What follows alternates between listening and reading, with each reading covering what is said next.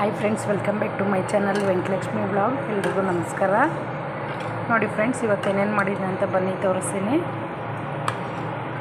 ಬಸ್ಸಾಂಬಾರು, ಹುರುಳಿ ಕಾಳ್ದು ಬಸ್ಸಾಂಬಾರು, ಪಲ್ಯ ಮಾಡಿದ್ದೀನಿ ಹುರುಳಿ ಕಾಳ್ದು. ಆಮೇಲೆ ರಾಗಿ ಮುದ್ದೆ ನೋಡಿ, ಬೇಯಕ್ಕಿಟ್ಟಿದ್ದೀನಿ ರಾಗಿ ಮುದ್ದೆ.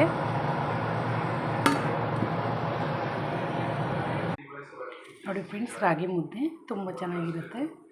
ಸಾಫ್ಟಾಗಿ ರಾಗಿ ಮುದ್ದೆ ಮಾಡಿದ್ದೀನಿ. ಪಲ್ಯ,